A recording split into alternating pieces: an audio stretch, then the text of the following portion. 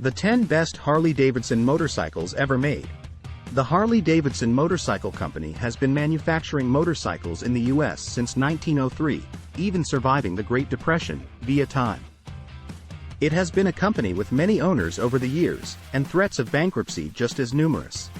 But, through the years, HD has not only made motorcycles, but also a lifestyle. Harley is no longer just a motorcycle company. It's a part of American society and a cultural icon. With more than a century of building motorcycles, Harley will have plenty of models to talk about, some better than others.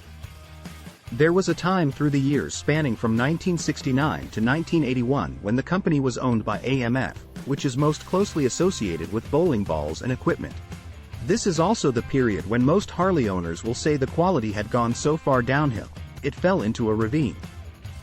Although quality fell precipitously during the 70s, it finally rebounded, and the modern Harley-Davidson motorcycle is a reasonably well-built machine, and plenty of folks are willing to lay down exorbitant amounts of cash for a new one. The top-of-the-line model retails for more than $44,000. So, we dug deep into the archives of Harley-Davidson's motorcycles to come up with these 10 best bikes from the legendary Milwaukee company. HarleyDavidson WLA Liberator. Talking about Harley's contribution to American society would be incomplete without mentioning its contribution to World War II. Contracted by the military to provide motorcycles to the U.S. Army, Harley provided the WLA Liberator. The motorcycle Harley provided was tough and durable, if not particularly light at more than 500 pounds. It used an older flathead engine that was cheaper and easier to produce and had already proven to be reliable and tough. It would also make it easier to repair in the field, as soldiers often have to fix their machines on the go. In the end, Harley sent nearly 100,000 motorcycles overseas. Without these durable machines, the Allies likely would have still won the war, but the contribution from Harley-Davidson made an impact. They were used mostly for escort, scout, and police duties and not for combat roles. Up to a third of the war production was sent to our Soviet allies, as well. After the war, however, Harley experienced difficulties getting raw materials as so much effort was put into rebuilding Europe's economies. This later led to cheap imported machines flooding the U.S. market and hampered Harley's efforts to expand after the war, according to the motorcyclist. After the war, tens of thousands of these motorcycles were left at home and abroad, and former soldiers and civilians bought them up, altering them for civilian service. This makes original bikes with olive green paint and identifying military symbols exceedingly rare today. HarleyDavidson VRod. The VRod may not have been the most popular Harley-Davidson motorcycle, but it is still an incredible bike, and it sold for an impressive 16 model years. The engine, dubbed Revolution by the company, debuted many firsts. Harley-Davidson has long prided itself on its reputation of history, creating bikes year after year with few radical changes to form or function. Small improvements came out every few years, and tweaks in design differentiated model years. But the VRod brought out the first Harley with fuel injection, overhead cams, and water cooling all at the same time, via Motor Biscuit. The Revolution name was apt. Since the company had been perfecting an engine design dating to before World War II, Porsche engineering was brought on board to aid in development. The resulting engine was thoroughly modern and delivered a respectable 120 horsepower. For the first time, a Harley rider could sit at traffic lights without a wave of heat rising from the engine. The styling was also more aggressive, taking on a more sporty look while retaining the classic American motorcycle lines. Despite its fairly long tenure, it does not get much love from die-hard hog fans. It was meant to compete with Japanese bikes and draw in a different buyer. The Drive quotes a common refrain that there are plenty of motorcycle riders who proclaim they would never buy a Harley, except for a VRod. HarleyDavidson Pan America 1250. The Revolution engine contributed greatly to the evolution of Harley-Davidson as a brand and its attempts to attract new buyers, resulting in one of its current offerings, the Pan America 1250. It is a stunning departure from the glitzy chrome emblazoned cruisers Harley is known for. The Pan America feels as comfortable off-road as on, but also benefits from the large, torque-heavy V-twin engine. While dresser Harleys are built on tradition, this one is built on technology and performance. This motorcycle utilizes the Revolution X engine with overhead cams and water cooling.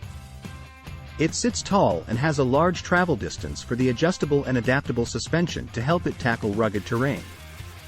It is kind of the anti-Harley. However, the company is working to diversify its offerings and wants to expand its customer base as part of its More Roads to Harley-Davidson product strategy, according to Rider magazine.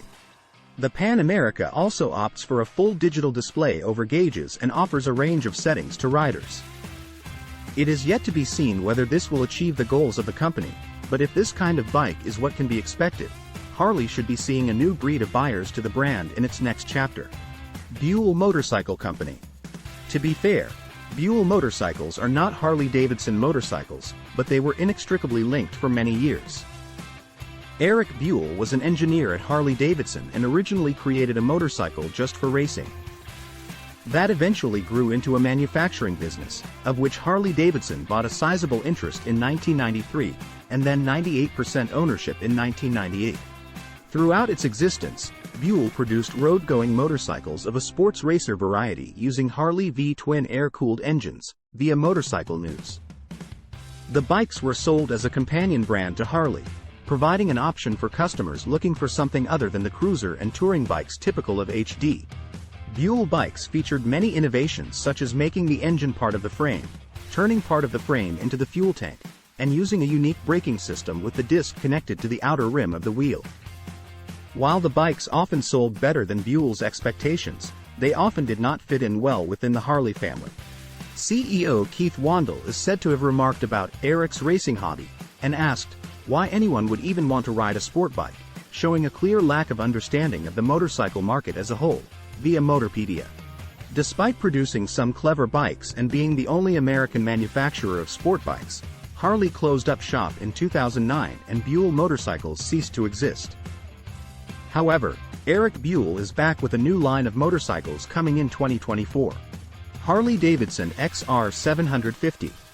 Harley-Davidson has been committed to racing from its origins. Some of the earliest racing was done on oval tracks of dirt, and that continues to be a popular sport today called flat track racing.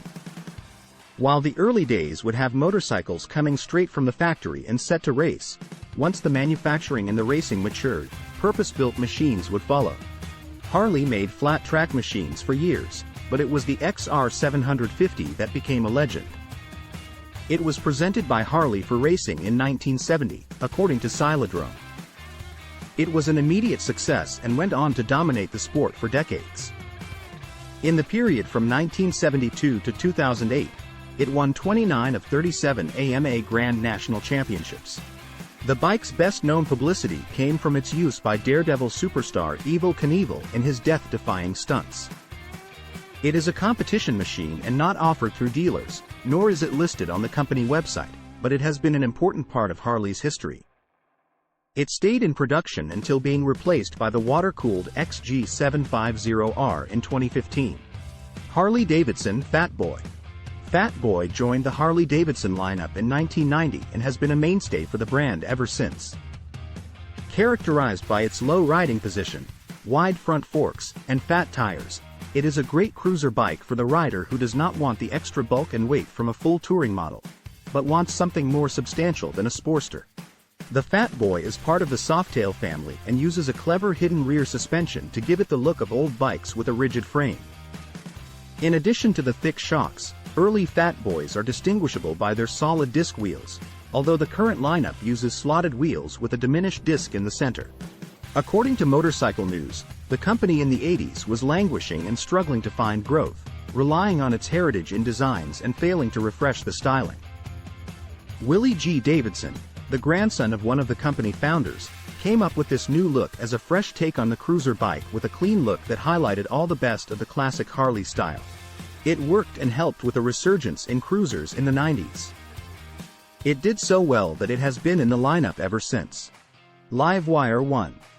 Choosing the Livewire will surely ruffle some feathers. It has no chrome or tassels, but it does have the ability to propel Harley-Davidson as a company well into the future. No matter how much anyone may not like electrically propelled motor vehicles, they are here and the market share will be growing. It makes sense that Harley would step into this space and build an American version of the future. Harley-Davidson first brought out the Harley-Davidson Livewire motorcycle in 2019, but has since spun off its electric division into a standalone entity simply called Livewire, which now offers two models. The original bike, now called Livewire 1, is mostly unchanged from the first release, but no longer covered in traditional Harley-Davidson colors. When Harley first released an electric motorcycle, a huge criticism was its retail price of nearly $30,000. The new Livewire model, as Motor Biscuit explains, has addressed that with a price drop to a more manageable $22,799. It is full of tech, has a range of 146 miles, and can charge from 0 to full in an hour on level 2 charging. And the 100 horsepower engine and instant torque of the electric motor will make it feel like it's taking off every time you ride it. The bottom line is that this is the future. If the dedicated fans of the brand want it to survive, they should embrace this model, because it is the key to remaining relevant. That is why it is one of Harley's best bikes. Harley-Davidson 11F. Harley-Davidson was founded in 1903, beginning by fitting what were essentially bicycle frames with engines and fuel tanks. Once the company saw that it could be successful in this endeavor, it expanded its capabilities and technology at a rapid pace in the following years. By 1915, several innovations had been developed and its 11F model was introduced, showcasing many new features for the first time. With the 11F, Harley equipped the bike with a new V-twin engine, a new 3-speed transmission, and a magneto with an electrical lighting system, via how stuff works. The V-twin engine was an improved engine with larger valves, and it moved the intake valve to an overhead position while keeping the exhaust as a side valve. The bike also received an automatic oiler, meaning riders no longer had to stop to oil the valve train repeatedly on the road. Harley-Davidson was so sure of its new motorcycle that it advertised it as having 11 horsepower and backed that up in writing, something other motorcycle manufacturers were reluctant to do at the time. Harley-Davidson Sportster. The Sportster motorcycle series has been a mainstay in the Harley-Davidson lineup since 1957, changing often in technology, but not style.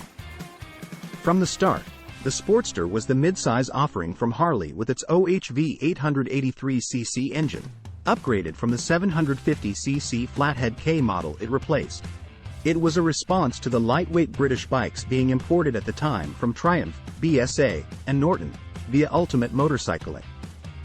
While some of the competition has long since closed, the Sportster remains the entry-level Harley, with the Sportster S being one of its latest models. From the 50s to the 70s, Harley-Davidson tried to attract buyers of small motorcycles by importing and rebadging light European motorcycles with only moderate success. However, by 1979, that practice ended and the Sportster became the smallest of the Harley lineup until the Street 500 joined the lineup from 2014 to 2020. Sportsters are a perfect mix of being a motorcycle with lots of torque and good size while remaining easily managed in any traffic.